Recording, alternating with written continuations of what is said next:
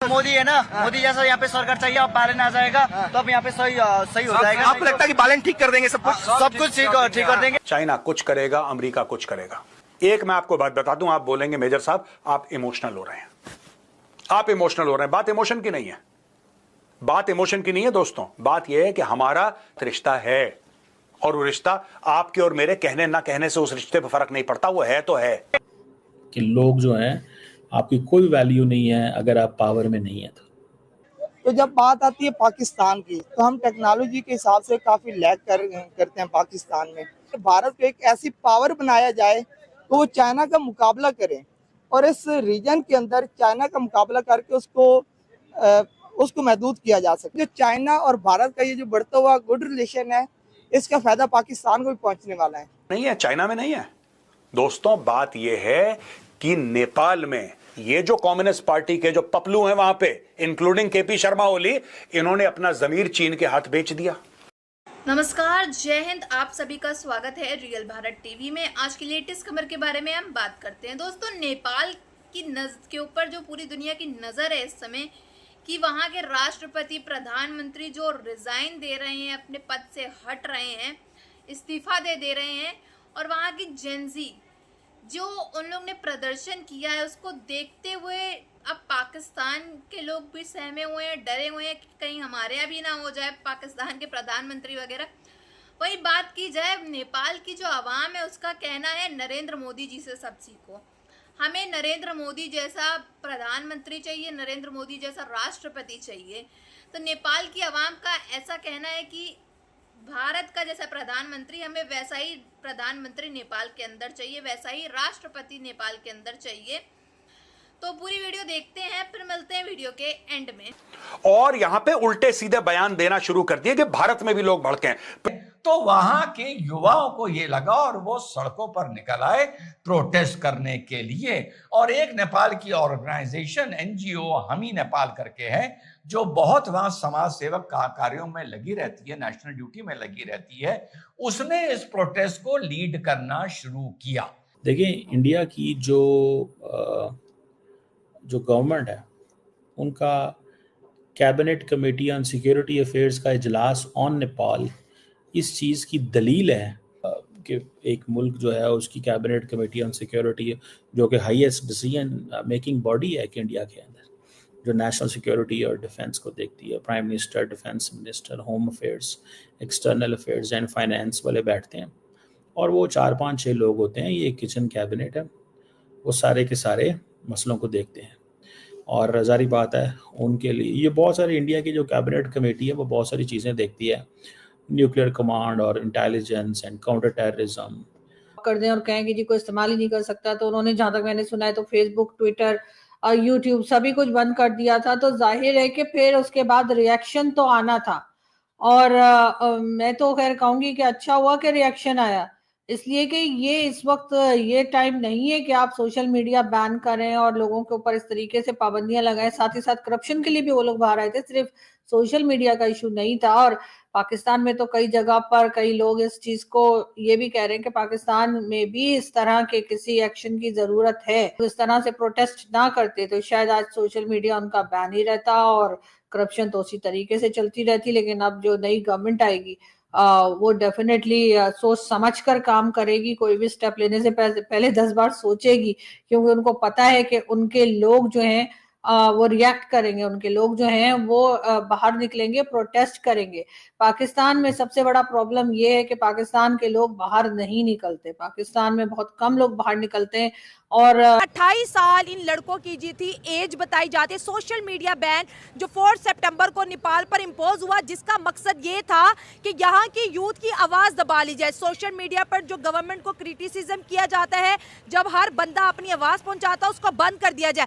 Fake बहाना ये बनाया था कि यहाँ इनके ये रजिस्टर यहाँ नहीं है, इनके ऑफिस यहाँ नहीं होने चाहिए। सोशल मीडिया के बैन हटाने के लिए एक नॉर्मल प्रोटेस्ट था। ये तो वर्स्ट तब हुआ जब गवर्नमेंट ने गोलियां वहां पे चलाई, जब एक छोटे से बच्चे की खोपड़ी के ऊपर। ताकत उनके पास है। ये जो पॉपुलर सॉवरेनिटी का वर्ड निकला, ये अवाम से निकला है, और ये जो अवाम ही है, अगर यही इनको ही मौका ना दिया जाए बात करने का, इनको ही वोटिंग का या अपनी आवाज़ उठाने का मौका ना दिए, तो वो डेमोक्रेसी नहीं कहलाती।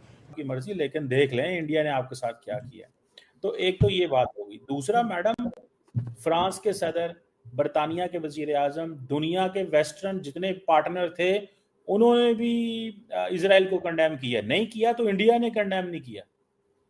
मतलब वेस्टर्न वर्ल्ड। जबकि जनूबी एशिया में नेपाल की हुकूमत गिर चुकी है। नेपाल में अवाम ने हुकूमत का तख्ता उलट दिया है। नेपाली वजीर आजम इस्तीफा देकर हेलीकॉप्टर में फरार होने में कामयाब। अगर अतराफ में नजर डालें तो नेपाल में बिल्कुल एक नया मंजरनामा हो गया, जहां साल पुरानी हुकूमत का किस अंदाज से तख्ता उल्टा, पार्लियामेंट को आग लगा दी, सुप्रीम कोर्ट को आग लगा दी मुजाहिरीन ने।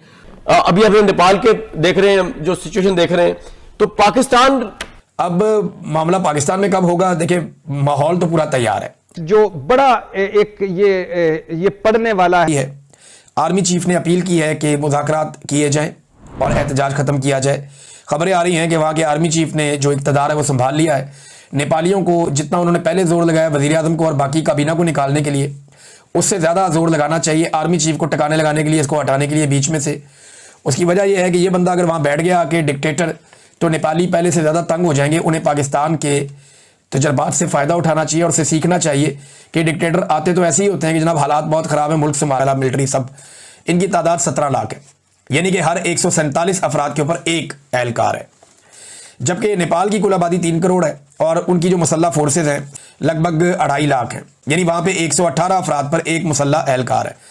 इसके बावजूद आज नेपाल के दरो दीवार अवामी ताकत के आगे लर्जा हैं, क्योंकि वहाँ के नौजवान सोशल मीडिया के साथ साथ ग्राउंड पर भी उतनी ही मेहनत करता है और मार खाता है। पाकिस्तानी नौजवानों, इमरान खान तुम्हारी खातिर 72 साल की उम्र में मार खा रहा है अल्टीमेटली।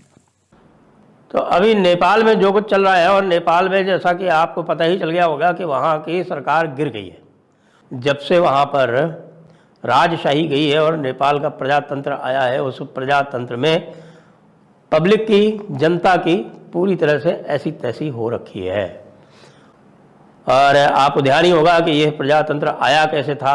प्रजातंत्र लाने में बहुत सारे लोगों का उसमें षड्यंत्र था, लोगों का जो अब ये गुस्सा फूटा है। ये जो सुप्रीम कोर्ट का केस है जिसके कारण ये कह रहे हैं कि ये ऐप्स बैन किए गए, ये केसेस 2020 से चल रहे हैं। 2-3 दिन पहले जो आदेश हुआ है जिसका इम्प्लीमेंटेशन किया है वो एक कंटेम्प्ट ऑफ कोर्ट का केस था, और कंटेम्प्ट ऑफ कोर्ट का केस दायर हुआ और उस कंटेम्प्ट ऑफ कोर्ट से बचने के लिए सरकार ने कहने के लिए ये कार्य किया है। सरकार चाहती तो ना भी करती, मैं उसको एक सीमा के बाहर, एक सीमा के आगे उसको भेद सकती नहीं है। तो इसलिए भाई हम तो ये कह रहे हैं कि भारत वालों से कि हम तो जो नेपाल की जनता है, हम तो जनता के साथ में है और नेपाल की जनता सदैव। दोस्तों, पूरी दुनिया के अंदर ऐसे ही नरेंद्र मोदी जी जो हैं वो फेमस नहीं है। नरेंद्र मोदी जी ने ऐसे बड़े बड़े काम किए, ऐसी बड़ी बड़ी डेवलपमेंट करी है भारत के लिए, जिसको देख करके और मुल्क की आवाम जो है वो काफ़ी ज़्यादा प्रसन्न है। चाहे बात अमेरिका की आवाम की जाए, पाकिस्तान की आवाम की जाए, या बात की जाए अभी रिसेंट नेपाल की आवाम की। नेपाल की आवाम जैसे कि इंट्रो में आपने देखा कैसे कह रही है कि उनको नरेंद्र मोदी जी जैसा प्रधानमंत्री चाहिए। वहाँ पे कोई सुनवाई नहीं होती गवर्नमेंट में, ना कोई एक्शंस लिए जाते हैं। तो वहाँ की आवाम का बेसिकली कहना है कि हमारे यहाँ जो प्रधानमंत्री, हम उसको प्रधानमंत्री नहीं मानते, इस वजह से जो है ये प्रदर्शन हुआ। उसमें वहाँ नेपाल के प्रधानमंत्री को इन लोगों ने जमकर कूटा, राष्ट्रपति को कूटा, पता नहीं क्या क्या मारपीट में पत्थरमारी करी, ये सब किया। काफ़ी ज़्यादा बदहाल जो है वहाँ पे सूरत हाल है। वहाँ पे जो राष्ट्रपति भवन है वहाँ आग लगा दी एजेंसियों ने, जितनी भी यूथ ने। आजकल यूथ जो है बेसिकली बात की जाए यूथ का जो गुस्सा है वो काफ़ी ज़्यादा गर्म है। अब बिना बताए वहाँ का प्रधानमंत्री अचानक से सोशल मीडिया बैन कर दे तो वहाँ की यूथ जो है वो काफ़ी ज़्यादा भड़क गई है। भारत के अंदर भी अगर ऐसा होगा तो शायद यहाँ भी यही सूरत हाल होंगे, क्योंकि काफ़ी ज़्यादा यूथ जो है इंस्टाग्राम, यूट्यूब वगैरह से वहाँ अर्निंग करती है। बेसिकली वो लोग का पूरा फ्यूचर ही उस पर डिपेंड है अब। और बहुत से अब माध्यम ऐसे चल गए हैं जो इंटरनेट के बिना और सोशल मीडिया के बिना लोगों का काम ही नहीं चलता है आजकल। अर्निंग पूरी इनका बिजनेस, पूरा फैमिली जो है वो उसी से चलता है बेसिकली। तो आम सी बात है, वहाँ के बहुत से लोगों का जो धंधा है वो भी ख़राब हो गया था। इस वजह से वो प्रदर्शन में आ गए हों, प्रोटेस्ट में शामिल हो गए हों। लेकिन मासूम से लोग जो इस प्रोटेस्ट में मारे गए हैं उनका क्या कसूर था? और नेपाल का जो प्रधानमंत्री, उन्होंने तो पुलिस वालों को, मिलिट्री वालों को परमिशन दे दी थी, फायरिंग भी कर दो आप। तो ये तो सरेआम गलत चीज़ है कि ये क्यों हुआ, ऐसा करना ही क्यों था। बताकर अगर किया जाता तो ज़्यादा बेटर था। जो वहाँ की आवाम है वो थोड़ा सा प्रिपेयर रहती, कुछ अपना सोचती सॉल्यूशन इसका। आपकी क्या राय है कमेंट बॉक्स में ज़रूर बताइए। अगर वीडियो अच्छी लगी हो तो like, share and comment and subscribe please.